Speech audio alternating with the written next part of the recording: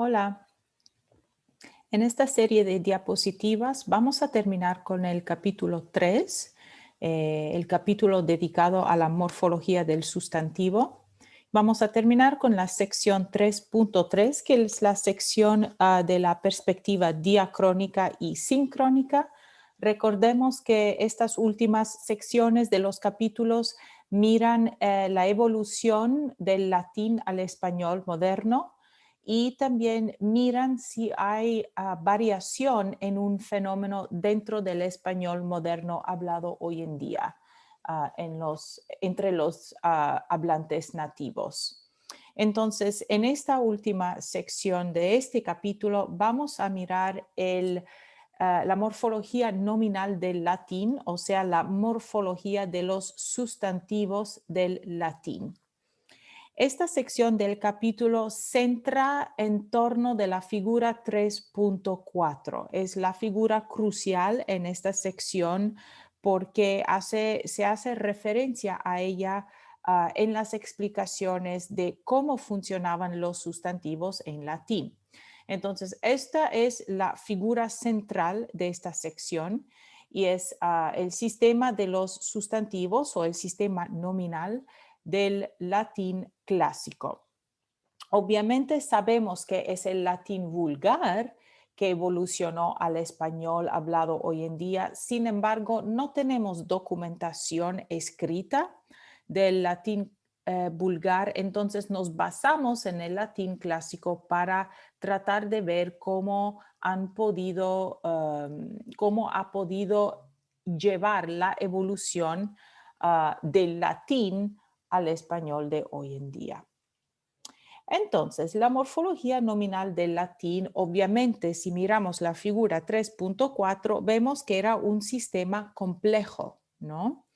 Entonces, vimos que en la parte arriba de la figura estaba escrita la palabra declinación. Antes de mirar en más detalle, hay que saber qué es una declinación.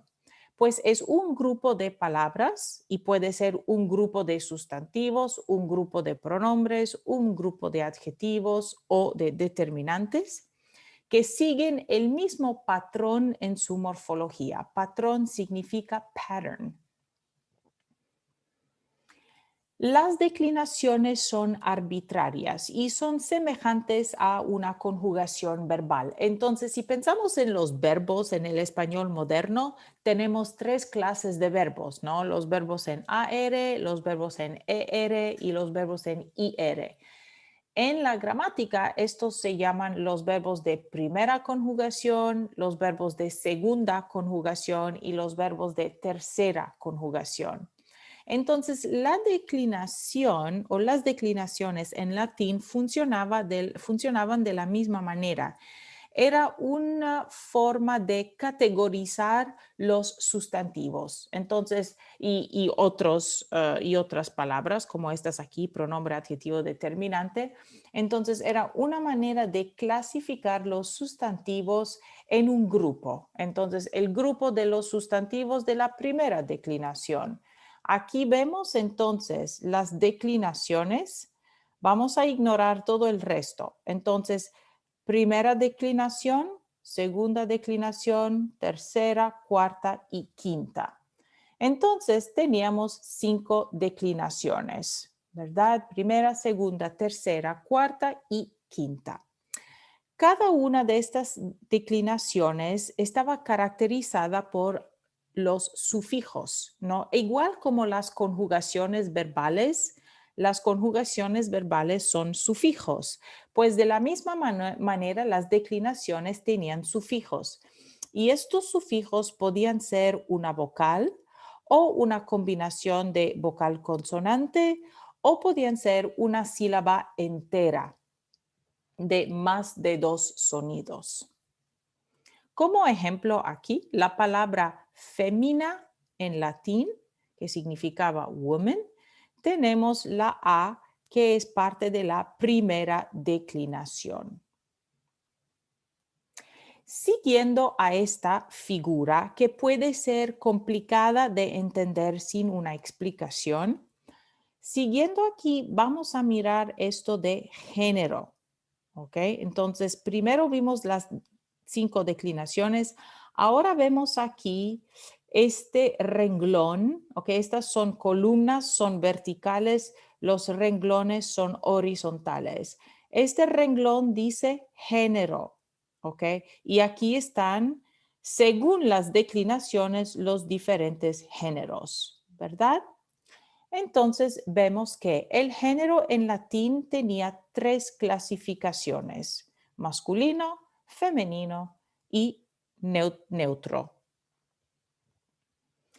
Hay que saber que no todos los géneros existían en cada declinación. Entonces, por ejemplo, la primera declinación era mayormente género femenino o casi completamente. Solo había algunas excepciones pequeñas, pero la primera declinación se puede decir que era de género femenino. Entonces, no todos estos 3 géneros existían en cada declinación. De hecho, cuando miramos, podemos ver que algunos tienen masculino u neutro y otros masculino femenino neutro y otros solo femenino. Un ejemplo aquí es la palabra puella, que significa youngster, y la A final aquí es un sufijo femenino y también de primera declinación, como vimos antes, pero femenino de primera declinación.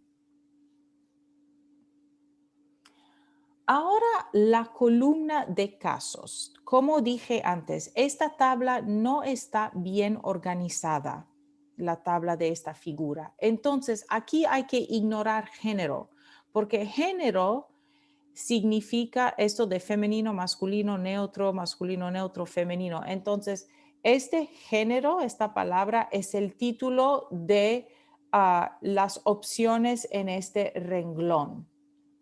Ignorando esta palabra, vemos aquí casos.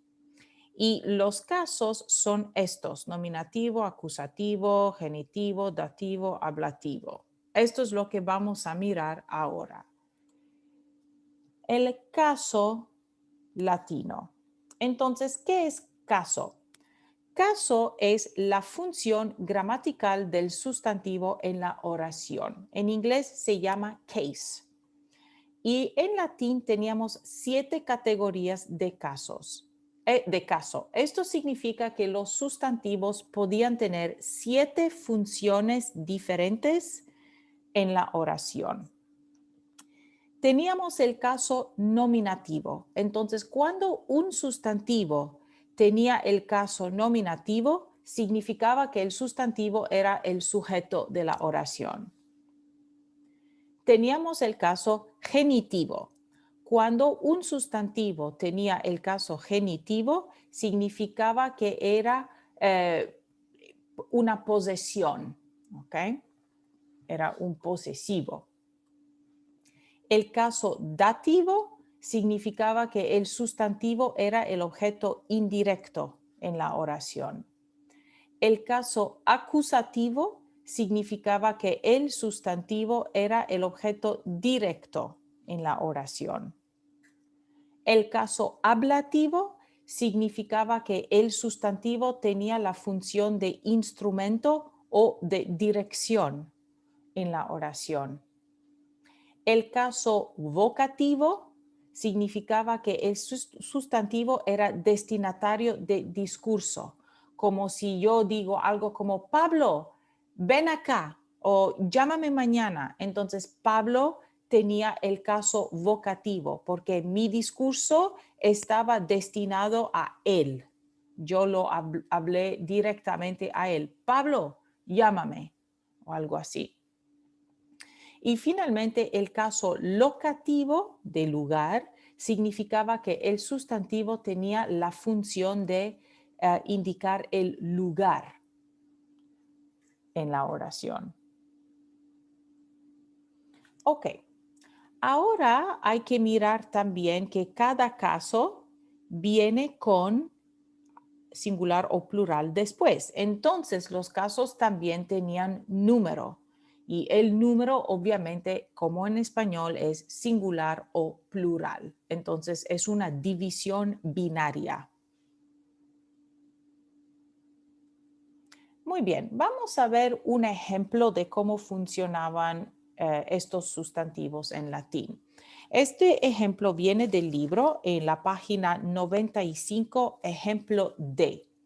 La oración es poeta, puellis, rosas, feminae, dat. Entonces, vamos a mirar. La primera palabra es poeta. La autora del libro de texto dice que esta A nos indica caso nominativo singular, pero no indica masculino o femenino. Y sabemos, si miramos la tabla de la figura 3.4, parece que para tener nominativo singular con el sufijo a tiene que ser femenino, pero yo creo que hay un problema. Sin embargo, vamos a mirar. Esta terminación es nominativo singular y sabemos que el caso nominativo significa que este sustantivo es el sujeto de la oración. Luego tenemos esta palabra puellis. Aquí está, puellis. Y no sé si estoy pronunciando bien cómo se haría en latín, pero bueno. Este sufijo is es un sufijo dativo femenino plural. Entonces, dativo, si recordamos en la figura 3.4, es el caso cuando un sustantivo es un objeto indirecto. Entonces, sabemos por esta terminación, este sufijo, que la palabra, más específicamente que el sustantivo puellis, es un sustantivo con una función de objeto indirecto. Y sabemos esto por este sufijo is. Luego tenemos el sustantivo rosas con el sufijo al final as. Mirando la figura 3.4, vemos que as es el sufijo con caso acusativo plural femenino. Entonces, si recordamos bien, el caso acusativo es el caso que se le da a los sustantivos que son objeto directo en la oración. Entonces, mirando este sufijo, sabemos que rosas es un sustantivo que funciona como objeto directo porque tiene el sufijo de caso acusativo y plural femenino. Luego, el sustantivo femine o feminae, y este sufijo ae es el sufijo de genitivo singular femenino, ¿verdad? Y genitivo, si recordábamos bien, ¿no? Era el caso para posesión. Entonces, sabemos que fémine de alguna manera va a indicar posesión. Este sustantivo indica posesión. Y luego el verbo al final, that gives. Entonces, poet, youngster, rose, roses, that should have been, porque plural. Entonces, poet, youngsters, roses, woman, gives. Ok, ¿qué pasa con esto? Entonces, esta oración significa, según la autora de este libro de texto, el poeta da las rosas de la mujer a las niñas. Esto tiene sentido. The poet gives the women's roses to the girls. Ok. Poeta es nominativo, entonces es el sujeto de la oración. Ok. Puellis es femenino, entonces youngster feminine is girls, ¿sí? O niñas. Y sabemos que es dativo, entonces objeto indirecto, yes, a las niñas, to the girls. Excelente. Luego, rosas, sabemos que es acusativo, plural femenino, entonces sabemos que es objeto directo. El poeta da las rosas. Objeto directo. The poet gives the roses. Ok, bien. Y finalmente, aquí es donde teníamos fémine con el caso genitivo que indicaba posesión y vemos que de hecho, woman o mujer, tenemos posesión aquí en español con la preposición de la mujer. Son las rosas de la mujer. The woman's roses. ¿Sí? Entonces, vemos que en español necesitamos más estrategias para indicar qué es el objeto directo, qué es el objeto indirecto, cómo se indica posesión. Pues en español vemos que el objeto directo inmediatamente después del verbo, no siempre, pero es una tendencia muy fuerte, ¿no? El objeto indirecto tiene la preposición a. Y para indicar posesión usamos la preposición de. Entonces, en español hemos tenido que desarrollar otras maneras para indicar la función de los sustantivos en la oración. En latín teníamos una economía de palabras. Podíamos formar esta oración sin preposiciones. Esto no significa que no había preposiciones en latín, las había, pero no eran necesarias, no tenían todas las mismas funciones como tienen ahora, hoy en día, en español. Entonces, si miramos de nuevo esta figura 3.4, vemos un fenómeno que se llama sincretismo. Sincretismo significa que un mismo morfema, entonces el mismo morfema, tiene más de una función gramatical. Entonces aquí vemos algunos casos de sincretismo, por ejemplo, el sufijo "y", ¿no? Es nominativo plural en la segunda declinación, ¿verdad? Pero tenemos también este mismo sufijo "y", que es genitivo singular en la segunda declinación. Entonces, mismo morfema, pero más de una función. Misma cosa con aquí. Tenemos que es acusativo singular en la segunda declinación, pero el mismo sufijo que es acusativo singular, pero en la cuarta declinación. Entonces, sincretismo. Misma cosa con is. Is aquí con la vocal larga. Okay. En latín teníamos vocales cortas y vocales largas. Entonces, cuando tenemos aquí la rayita encima de la vocal, significa que la vocal era una vocal larga, a long vowel. Entonces, is, vemos aquí que tiene la función de dativo plural en la segunda declinación, pero también ablativo plural en esta misma declinación. Entonces, mismo morfema con más de una función gramatical. Ibus también aquí, ibus, ¿no? Dativo plural y ablativo plural. Entonces, el sincretismo lleva a la reducción del sistema nominal de casos en latín tardío. Latín tardío es más bien como cuando el latín ya estaba comenzando a fragmentarse y su eliminación en las lenguas romances.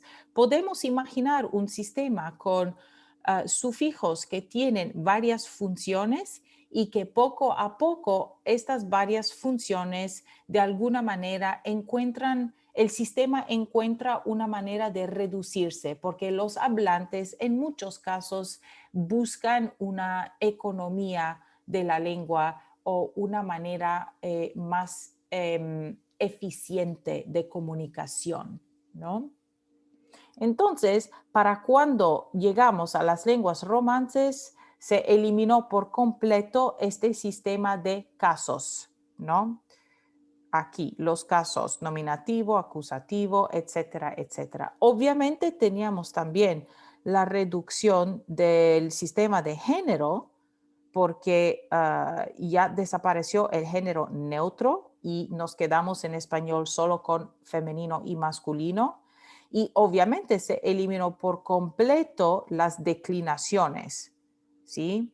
Porque hoy en día en español no tenemos declinaciones para los sustantivos y los pronombres y los adjetivos y los determinantes. Entonces, ¿cuáles fueron las consecuencias en el español de esta eliminación de casos? Primero, tenemos un orden más rígido de sujeto y objeto en el español. No es totalmente rígido, pero es más rígido que era en latín.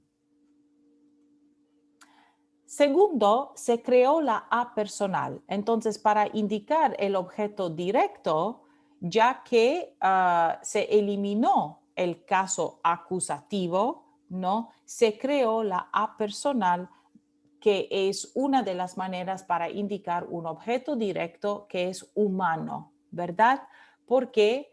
Porque los humanos también son frecuentemente objeto indirecto y tenemos todavía flexibilidad en el orden de palabras en español. Es más, el orden de palabras es más rígido que era en latín, pero igual tenemos bastante flexibilidad. Entonces, para eliminar cualquier duda de quién es el objeto directo o cuál es el objeto directo, cuando es humano usamos la A personal para no confundirnos con el objeto indirecto que necesita la preposición a. En tercer lugar, tenemos el uso más frecuente de las preposiciones y de los sintagmas preposicionales correspondientes, y esto lo vimos en la traducción de la oración, ¿no? Porque las rosas de la mujer a las niñas. Entonces vimos que en latín no se necesitaban preposiciones para la oración ejemplo, pero en español, en la traducción en español teníamos dos preposiciones, una para indicar el objeto indirecto y la otra para indicar posesión. Entonces tenemos el uso más frecuente de las preposiciones en español. En cuarto lugar, se eliminó por completo el sistema de las declinaciones. Ya no existe en español. Quinto, desapareció por completo la clasificación del género neutro, como dijimos anteriormente.